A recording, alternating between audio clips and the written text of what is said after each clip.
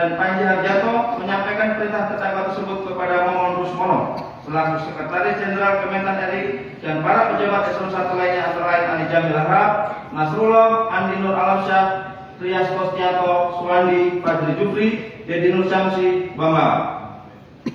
Bahwa atas penyampaian tersebut, kemudian Momon Rusmono meneruskan permintaan uang dan pembayaran kepentingan pribadi terdakwa dan keluarganya kepada Maman Suherman selaku Kepala Biro Umum dan Pengadaan Kementerian Pertanian. Bahwa selanjutnya, sekira bulan Januari tahun 2020, saat Momon Rusmono sedang mendampingi terdakwa dalam kunjungan kerja ke Pandeglang, di tengah perjalanan terdakwa menyuruh Momon Rusmono turun dari mobil dan meminta Momon Rusmono untuk pindah mobil oleh karena Momon Rusmono tidak dapat memenuhi kepentingan terdakwa, yang mana selanjutnya Momon Rusmono turun dan pindah mobil. Bahwa pada sekitar bulan Februari tahun 2020 bertepat di ruang kerja Menteri Pertanian, terdakwa melalui Panji Harjanto memanggil Momon Rusmono. Selanjutnya setelah Momon Rusmono masuk ke dalam ruangan, terdakwa menyampaikan kepada Momon Rusmono, kalau Pak Momon tidak sejalan silakan mengundurkan diri. Selanjutnya keesokan harinya Kasdi Subagiono menyampaikan kepada Momon Rusmono atas saran Pak Menteri, Pak Momon mulai saat ini tidak perlu mendampingi dan ikut kunjungan kerja bersama Menteri kecuali atas perintah Menteri. Jadi disampaikan juga oleh terdakwa Kasdi Subagiono kalau Pak Menteri ke timur, Pak Momon ke barat atau diam di kantor saja. Sehingga sejak saat itu tugas Momon Rusmono selaku Sekretaris Jenderal Kementan dalam mendampingi terdakwa selaku Menteri diambil alih oleh terdakwa Kasdi Subagiono selaku orang yang lebih dipercaya oleh terdakwa. Bahwa selanjutnya pada sekitar bulan Mei tahun 2021, terdakwa Kasdi Subagiono dipromosikan oleh terdakwa menjadi Sekretaris Jenderal Kementan RI menggantikan Momon Rusmono. Dan setelah terdakwa Kasdi Subagiono menjabat selaku Sekretaris Jenderal Kementerian RI, terdakwa Kasdi Subagiono meneruskan perintah pengumpulan uang dan pembayaran terkait kepentingan terdakwa dan keluarganya tersebut kepada para pejabat eselon 1 Kementan RI. Bahwa atas perintah terdakwa tersebut, para pejabat eselon 1 di lingkungan Kementan RI dengan terpaksa memenuhi permintaan terdakwa oleh karena khawatir terdakwa akan marah, takut dipindah tugaskan, demosi jabatan atau dinonjolkan. Bahwa pengumpulan uang dilakukan dengan cara yaitu terdakwa meminta terdakwa Kasdi Subagiono dan terdakwa Muhammad Hatta sebagai koordinator pengumpulan uang dari para pejabat eselon 1 dan jajarannya. Selanjutnya dalam pelaksanaan di lapangan, pengumpulan uang dan pembayaran kepentingan pribadi terdakwa maupun keluarga terdakwa dilakukan oleh para pegawai pada masing-masing direktorat, sekretariat dan badan pada Kementan RI, yaitu Merdian Tihadi, M. Yunus, Raden Kiki, Karina, Isnar Widodo, Kuku Hari Prabowo, Hermanto, Arif Budiman, Andi Nur Alamsyah, Andi Muhammad Idul Fitri, Bambang Pamuji, Edi Eko Susilo, Bekti Subagja, Siti Munifah, RR Nina Murdiana, Sugiyarti, Luki Anggraini, Gempur Aditya, dan Abdul Hafid. Kemudian uang-uang tersebut digunakan sesuai dengan perintah dan arahan terdakwa. Bahwa jumlah uang yang diperoleh terdakwa selama menjabat sebagai Menteri Pertanian RI dengan cara menggunakan paksaan sebagaimana telah diuraikan di atas adalah sebesar 44.546.079.044 rupiah. Dengan rincian sebagai berikut. Dilanjutkan. Rekap iuran eselon 1 untuk kepentingan terdakwa dan keluarga dalam rupiah untuk tabel nomor 1 unit eselon sekjen dari nomor 2020 hingga 2023 total sebesar 4.463.683.645 rupiah. Ditjen Prasarana dan Sarana dari tahun 2020 hingga tahun 2023 jumlah 5.379.635.250 rupiah. Ditjen Peternakan dan Kesehatan Hewan dari tahun 2022 hingga 2023 sebesar 1.365.603.625 rupiah. Ditjen Perkebunan dari kurun waktu 220.000 hingga 2023 3.814.867.700 rupiah. Ditjen Hortikultura dari kurun waktu 2020 hingga 2023 total sebesar 6.078.604.300 rupiah. Ditjen Tanaman Pangan dari 2020 hingga 2023 total sebesar 6.556.700.500 rupiah. Balik Banten garis miring GSIP dari 2020 hingga 2023 sebesar 2.552 juta rupiah. BPP SDMP dari 2020 hingga 2023 sebesar 6.860 juta 530.800 rupiah. Badan Ketahanan Pangan dari 2020 hingga 2023 282 juta. Badan Karantina Pangan, Badan Karantina Pertanian dari 2020 hingga 2023 sebesar 6.763 juta 147.224 rupiah. Bawah atas sehingga total menjadi 44 miliar 546 juta 79.044 rupiah. Bahwa atas keuntungan tersebut digunakan untuk kepentingan terdakwa beserta keluarga dengan rincian sebagai berikut: rekapitulasi penggunaan uang dari setoran pada salah satu rupiah, penggunaan uang keperluan istri terdakwa sebesar 938 juta 940.000 rupiah, keperluan keluarga total sebesar 992 juta 296.746 rupiah, keperluan pribadi total sebesar 3.331 juta 134.246 rupiah, kado undangan total 381 juta 612.500 rupiah, Partai Nasdem total 40 juta 123.500 rupiah, lain-lain total sebesar 974 juta 817.463 rupiah. Acara keagamaan operasional menteri dan pengeluaran lain yang tidak termasuk dalam kategori yang ada total sebesar 16.683 juta 448.302 rupiah. Daftar pesawat total 3.034 juta 591.120 rupiah. Bantuan bencana alam atau sembako total sebesar 3.524 juta 812.875 rupiah. Keperluan luar negeri sebesar total 6.917 juta 573.555 rupiah. Umroh total sebesar 1.871 juta 650.000 rupiah. Kurban total sebesar 1.654 juta 500.000 rupiah. Perbuatan terdakwa sebagaimana diatur dari ancam pidana dan pasal 12 huruf E junto pasal 16 Undang-Undang RI Nomor 31 Tahun 99 tentang pemberantasan tindak pidana korupsi sebagaimana telah diubah dengan Undang-Undang RI Nomor 20 Tahun 2001 atau tentang perubahan atas Undang-Undang Nomor 31 Tahun 99 tentang pemberantasan tindak pidana korupsi junto pasal 55 ayat 1 ke 1 KUHP junto pasal 4 ayat 1 KUHP. Atau kedua, kalau terdakwa Syahrul Yassin Limpo selaku Menteri Pertanian Republik Indonesia periode tahun 2019 sampai tahun 2023 bersama terdakwa Kaki Sugardiono dan terdakwa Muhammad Hatta pada bulan Januari 2020 sampai dengan bulan Oktober 2023 atau setidak-tidaknya pada suatu waktu dalam tahun 2020 sampai tahun 2023 bertempat di kantor Kementerian Pertanian RI Jalan Laksana RN nomor 3 Jakarta Selatan di Rumah Dinas Mentan RI Jalan Widya Chandra 5 Romawi 28-34 Kebengawan Jakarta Selatan atau setidak-tidaknya pada tempat lain yang masih termasuk dalam daerah hukum dan tindak pidana korupsi pada Pengadilan Negeri Jakarta Pusat yang berwenang untuk memeriksa, mengadili dan menyidiki perkara ini sebagai orang yang melakukan apa yang terus serta melakukan beberapa perbuatan meskipun masing-masing merupakan kejahatan atau pelanggaran ada hukumnya sedemikian rupa sehingga dipandang sebagai suatu perbuatan berlanjut pegawai negeri atau penyelenggara negara pada waktu menjalankan tugas, yaitu terdakwa selaku Menteri Pertanian RI periode tahun 2019 sampai dengan tahun 2023 meminta, menerima atau memotong pembayaran kepada pegawai atau penyelenggara negara yang lain atau kepada kas umum, yaitu dari anggaran sekretariat, direktorat dan badan pada Kementerian Pertanian RI sejumlah total 44.546.079.044 rupiah.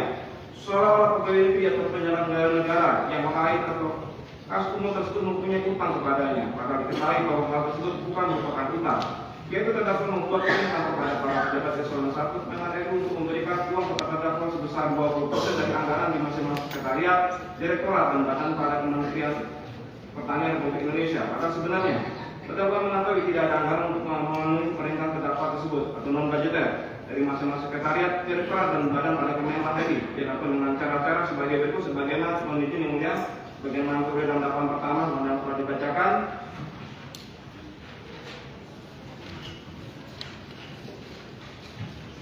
Perbuatan terdakwa sebagaimana yang diatur dan diancam pidana dalam pasal 12 huruf F junto pasal 18 huruf Undang-Undang RI Nomor 31 Tahun 99 tentang pemberantasan tindak pidana korupsi sebagaimana telah dirubah dengan Undang-Undang RI Nomor 20 Tahun 2001 tentang perubahan atas Undang-Undang Nomor 31 Tahun 1999 tentang pemberantasan tindak pidana korupsi, junto pasal 55 ayat 1 KUHP, junto pasal 64 ayat 1 KUHP. Mungkin dilanjutkan yang mulia. Selanjutnya, atau ketiga, bahwa terdakwa Syahrul Yassin Limpo selaku Menteri Pertanian Republik Indonesia periode tahun 2015 sampai dengan tahun 2003 bersama terdakwa Kasdi Subagiono dan terdakwa Muhammad Hatta pada bulan Januari 2020 sampai dengan bulan Oktober 2023 atau setidaknya pada suatu waktu dalam tahun 2020 sampai dengan tahun 2023 bertempat di kantor Kementerian Pertanian RI Jalan Suharsono RM nomor 3 Jakarta Selatan, di rumah dinas Mentan RI Jalan Widya Chandra Romawi 5 28 34 Kebayoran Baru Jakarta Selatan, atau setidaknya pada tempat lain yang masih termasuk dalam daerah hukum pengadilan pidana korupsi pada Pengadilan Negeri Jakarta Pusat yang berwenang untuk memeriksa, mengadili, dan memutus perkara ini. Sebagai orang yang melakukan atau yang turut serta melakukan beberapa perbuatan meskipun masing-masing merupakan kejahatan atau pelanggaran ada hubungannya dengan rupa sehingga harus dipandang sebagai suatu perbuatan berlanjut, pegawai negeri atau penyelenggara negara menerima gratifikasi, yaitu terdakwa menerima uang dan membayar keperluan pribadi dan keluarga terdakwa sejumlah total 44.446.079.044 rupiah yang berhubungan dengan jabatannya dan berlawanan dengan kewajiban atau tugasnya, yaitu berhubungan dengan jabatan terdakwa Syahrul Yassin Limpo selaku Menteri Pertanian Republik Indonesia yang berlawanan dengan kewajiban atau tugasnya sebagaimana diatur dalam pasal 5 angka 4 dan angka 6 Undang-Undang Nomor 28 Tahun 1999 tentang penyelenggaraan negara yang bersih dan bebas dari korupsi, kolusi dan nepotisme yang dilakukan dengan cara sebagai berikut. Langsung akan dibacakan langsung ke poin 20, bahwa atas penerimaan uang, barang dan pembayaran kebutuhan pribadi terdakwa dan keluarga terdakwa tersebut, terdakwa tidak pernah melaporkan kepada Komisi Pemberantasan Korupsi dalam tenggang waktu 30 hari kerja sejak terima sebagaimana dipersyaratkan oleh Undang-Undang Nomor 31 Tahun 1993 tentang pemberantasan tindak pidana korupsi sebagaimana telah diubah dengan Undang-Undang Nomor 20 Tahun 2001 tentang perubahan atas Undang-Undang Nomor 31 Tahun 1999 tentang pemberantasan tindak pidana korupsi, sehingga seluruh penerimaan uang tersebut merupakan gratifikasi yang diterima oleh terdakwa yang tidak ada alas hak yang sah menurut hukum.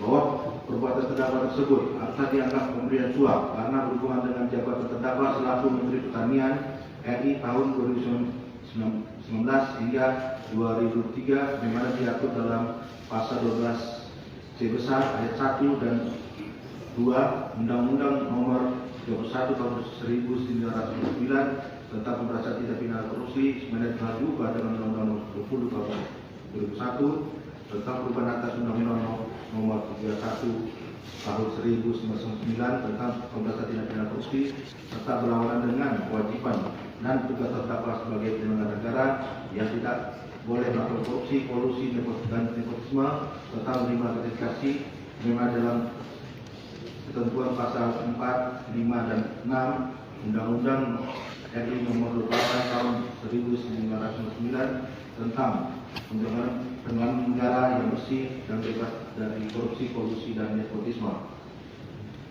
Perbuatan terdakwa sudah diatur dan diancam pidana dalam pasal 12 B besar, junto pasal 18 Undang-Undang RI Nomor 21 Tahun 1999 tentang pemberantasan tindak pidana korupsi, sebenarnya dia telah diubah dengan Undang-Undang RI Nomor 20 Tahun 2001 tentang perubahan atas Undang-Undang Nomor 31 Tahun 1999 tentang pemberantasan tindak pidana korupsi, junto pasal 55 ayat 1 ke 1 Kitab Undang-Undang Hukum Pidana, junto pasal 64 ayat 1 KUHP. Jakarta 1924 telah dibaca untuk umum pada Komisi Pemberantasan Korupsi. Baik ya. demikian sudah sama-sama kita mendengar ya, dakwaan yang sudah dibacakan oleh penuntut umum secara berturut-turut terhadap diri saudara ketiga, ya, para terdakwa. Itulah rangkumannya. Jadi saudara didakwa oleh penuntut umum dengan bentuk dakwaan alternatif. Ya, saya tanya yang pertama dulu ya, saudara Sahrul Yassin Limpo, saudara sudah mengerti dakwaan yang dibacakan? Siapa yang boleh Mengerti ya. Baik, terdakwa Muhammad Hatta mengerti? Mengerti ya. Terdakwa Kasdi Subagiono Mengerti. Baik. Atas dakwaan ini saudara punya hak untuk menyatakan sikap apakah saudara akan mengajukan eksepsi atau keberatan terhadap dakwaan ini. Ya, silakan saudara masing-masing konsultasi dengan para penasihat hukum saudara masing-masing untuk menentukan sikap. Ya, apakah akan mengajukan keberatan atau eksepsi atau tidak. Silakan. Silakan. Beri kesempatan dulu untuk konsultasi. Silakan. Ya.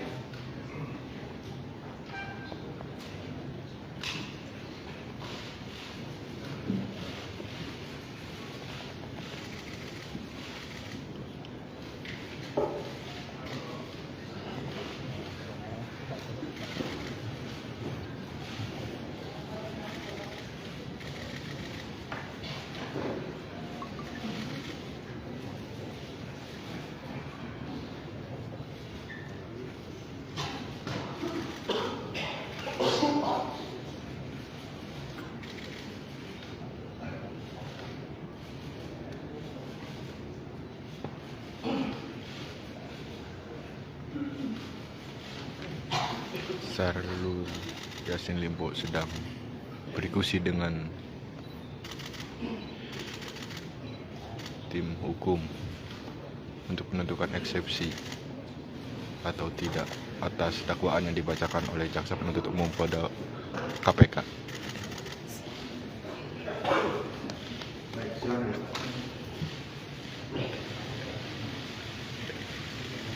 Ya, demikian majelis hakim mengingatkan ya, materi eksepsi kan sudah tahu sendiri ya, materi eksepsi itu adalah formalitas dakwaan.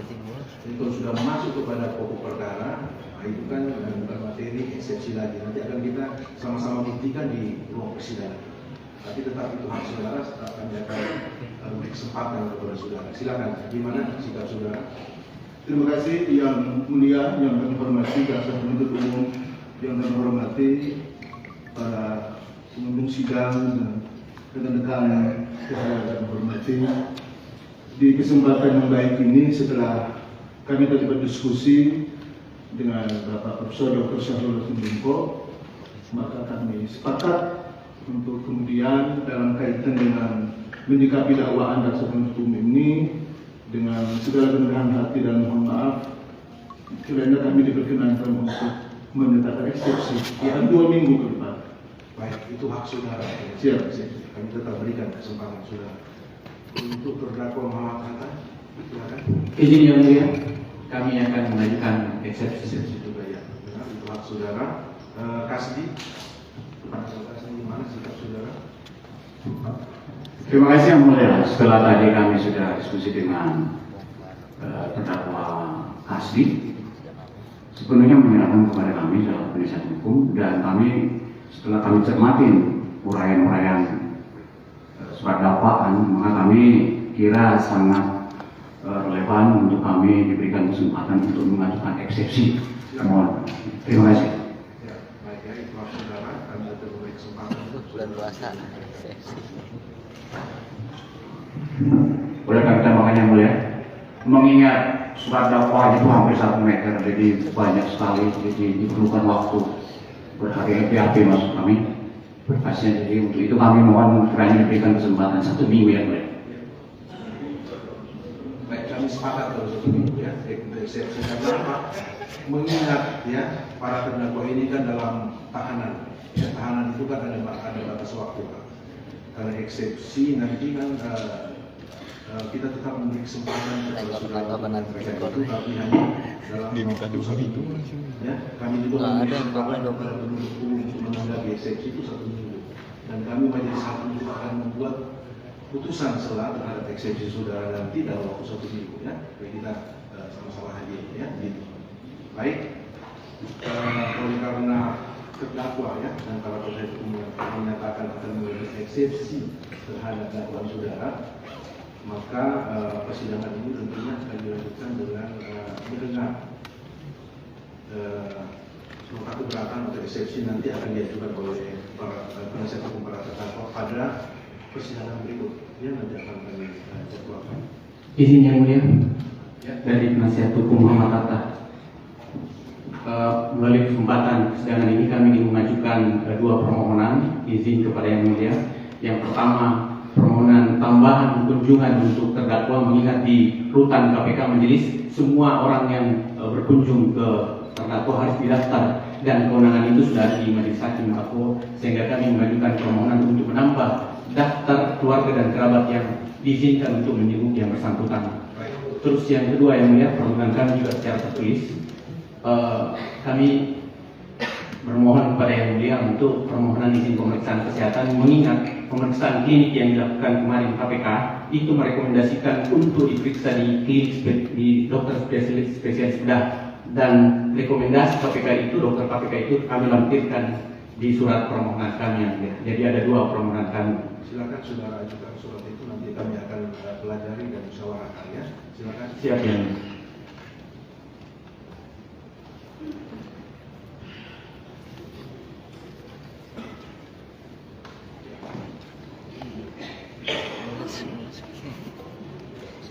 kemalaman. Baik, sebelum kami Rujak KPK, banyak penjamu. sampaikan.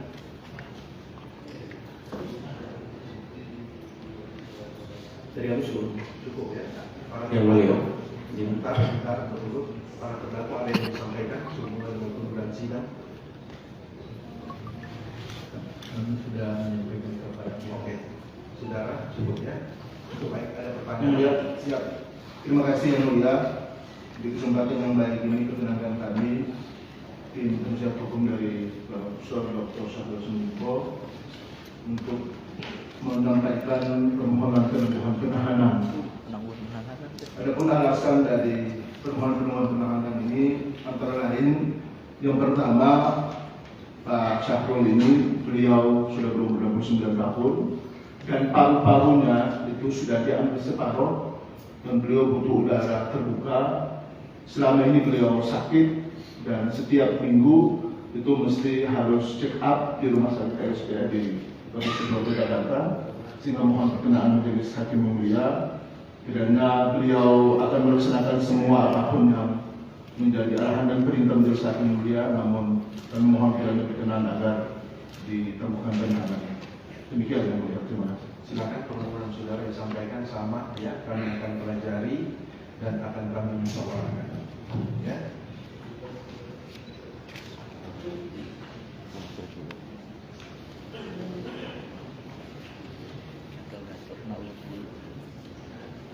Manjat kojam. Galak tamu. Baik, permohonan saudara kepada ya. Dan nanti ya, kami juga akan ingatkan kepada penasihat hukum tersangka ya, atas permohonan itu. Jangan setiap kali persidangan saudara mungkin ini ya. Jadi sepanjang perjalanan persidangan ini pasti kami sebelumnya akan bermusyawarah. Kalau kami sudah musyawarahnya sudah klop, maka kami akan bacakan. Tapi selama kami akan ya. Terima kasih. Dari beberapa yang lain ada yang disampaikan.